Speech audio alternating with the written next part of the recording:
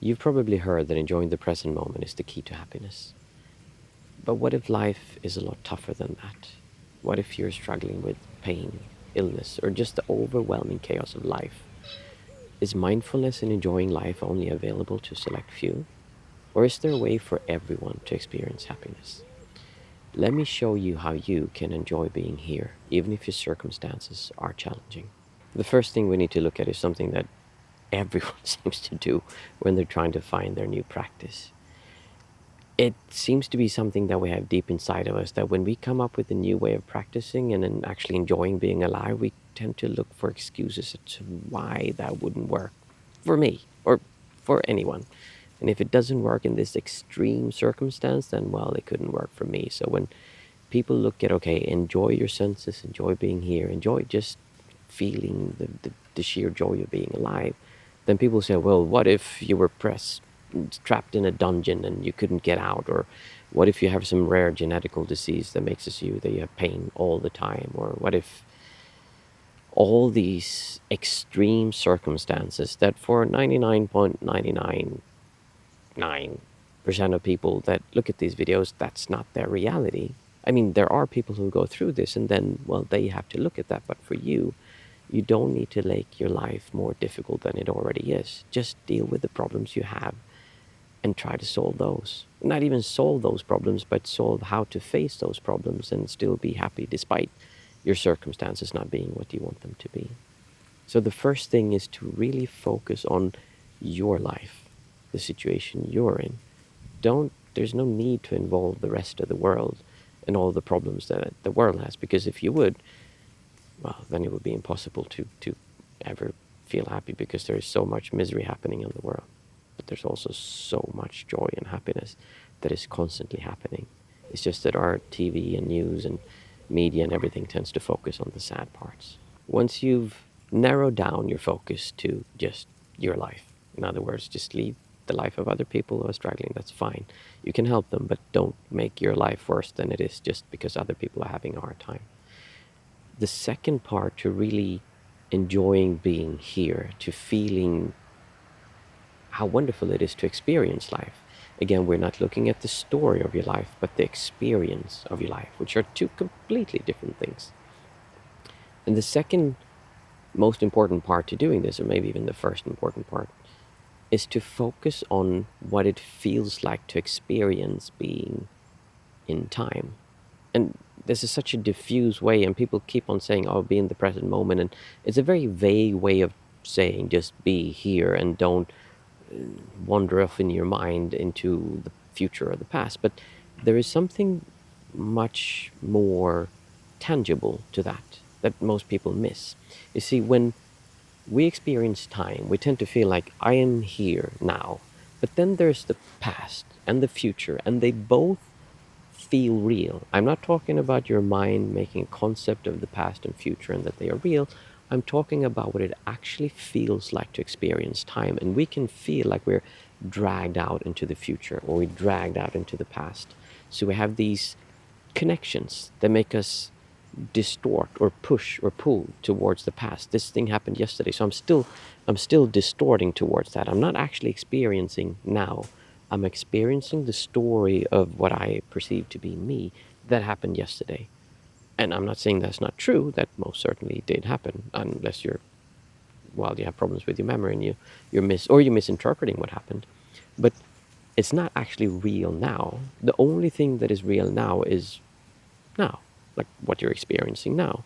And ultimately, that's the only thing you need to deal with. That's why mindfulness is so effective at dealing with chronic pain, because chronic pain has two parts to it. We have the actual physical pain, which is bearable. You can handle the physical pain, but what the most difficult part of it is that it never stops. It just keeps on going and going, and no matter what you do, you constantly have this nagging, difficult, painful feeling in your body that never goes away, and that tends to make it difficult to enjoy being here. But when you start focusing on just this slice of time, not what happened in the past or what's going to happen in the future, and I don't mean that again in the mind, I mean how you feel, not feeling the past, not feeling the future, but actually just feeling now. When you're able to do that, then you don't have any problems outside of now. You just have to deal with this moment. And this moment feels free. It's clear. It's effortless. It's without any kind of distortion or disruption or any sense of needing to defend anything. It's just ease of being here. So the second part that you really need to focus on is just now. Not the present moment, not some concept of what you should or shouldn't think about, but actually seeing that the now has a tangible feeling. It feels different. Your senses become clear. You start all of a sudden, oh, that tree actually looks beautiful. And you look at the tree, or you look at the whatever it is you're looking at, but you actually look at it, not this like hazy kind of focus that people have and they're not really there and they're lulled away. No, you get very clear in your senses and really aware of what's happening. This probably sounds really nice, but how do you do that? How do you actually focus on this enjoyable, tangible moment of just now? This is easier than it sounds. No, actually, this is less complicated than it might seem. But unfortunately, it's not always that easy to do because, again, you've been living however long you lived and you gradually been ramping up this feeling of self and separation and how I am here and the past is real, the future is real, and not just staying here. Children have an easy time doing this, but as adults, we tend to make it more complicated. So the way that you do this is, first of all, becoming aware of time. As I said, there is just this moment that we're experiencing now. If you're going to feel happy, it's going to be now. So why wait until another now in the future when you can just be happy now? It's this constant time and space that is just evolving. It doesn't move. There's no friction. There's no movement. It's just here all the time. So to get into that, what we do is we focus on the one thing that remains of our experience when the self is gone, which is our senses. How you experience the world through your senses is the key to actually being here, together with one more thing. So we're trying to just see without the distortion of a self coming in and feeling good, feeling bad, or wanting, not wanting, or I like, I dislike. All those things they seem like concepts, but beneath the concepts, there's an actual feeling that you feel when you look at something you like or something you dislike. It's not about saying to yourself, oh, I have no likes, I have no dislikes, I'm beyond concept. No, it's a feeling we're looking for. And together with just seeing things as they are, just out there, we also do the one thing that I think a lot of practices are missing, which is to turn towards joy and appreciation. As you're experiencing the world through your senses, cultivate a feeling of enjoyment. Just look at a child when they're lying and looking at like, the leaves of a tree. They can lie and they just stare up at the sky and they go, wow. They just lie there. They don't need to go anywhere. They don't need to do anything. They might even be lying a bit uncomfortably, but the light shining through the leaves is just mesmerizing because appreciating how beautiful life is, appreciating how beautiful reality is when you don't have this self in the way is how you experience just being here now.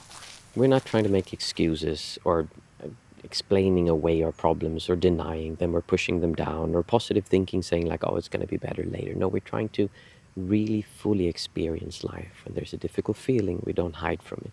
We just let it come up and see that it's nothing there. A solution that a lot of people try to solve this with is something called self-inquiry, where you basically go into yourself and, well, the main purpose of it comes from non-duality, where we look at the world and us and we say, well, actually, I am not me. I am everything. We're all connected, so there's no separation. And this might seem like a good solution, but you still have the same problem because instead of defending me as one person, now you're defending the whole world.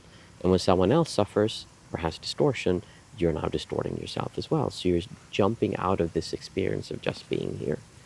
And there's a lot of depth to this that people get lost in, but it's not that complicated when you just start understanding that, hey, wait a minute, I don't need to defend anything. I don't need to work so hard towards things. I can just experience reality. And the funny thing is, when you do, you tend to work towards improving the things that you believe in, but without the anger, without the fear, without the worry, without the suffering. I think it's a really important point to look into, how self-inquiry can hinder you. And I made a video about that you can watch here, where I go into more depth about the nuances of self-inquiry and actually being aware of here and now. And I'd recommend you watch that video next.